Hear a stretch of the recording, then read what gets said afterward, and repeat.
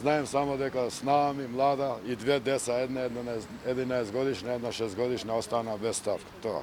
Роднини и блиски на жртвите кои го загубија животот во вчерашниот пожар во Татовската модуларна болница, со тага и солзи во очите, денеска преку целиот ден доаѓаа во судската медицина во Скопје за да ги идентификуваат своите блиски.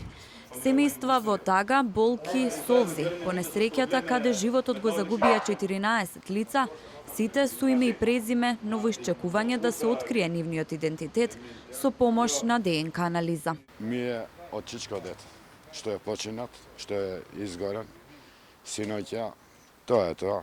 Само овие да не навлагам на некои други работи. Знаем само дека снаа ми млада и две деца, една 11 годишна, една 6 годишна, останаа без стар. Тоа. Во судската медицина во Скопје донесени се 14 тела, а досега се направени 4 обдукции. Целата идентификација би требало да заврши во текот на денот за телата што побрзо да може да бидат предадени на семејствата, вели директорот на Институтот за судска медицина Александар Станков. Започнати се обдукциите, уште касно синојка формирани се тимови. Денеска очекуваме да се завршат обдукциите. Во зависност од тоа во каква состојба ќе бидат телата за сите обдукции зборам, такви методи на идентификација ќе примениме.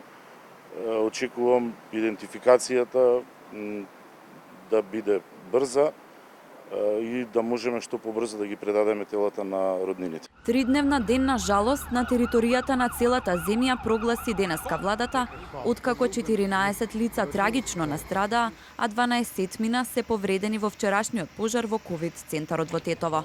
Владата апелираше до сите општествени чинители да ги одложат сите јавни и приватни прослави, забави, културно-уметнички и спортски настани, партиски и друг тип на промоции предвидени за овие 3 дена.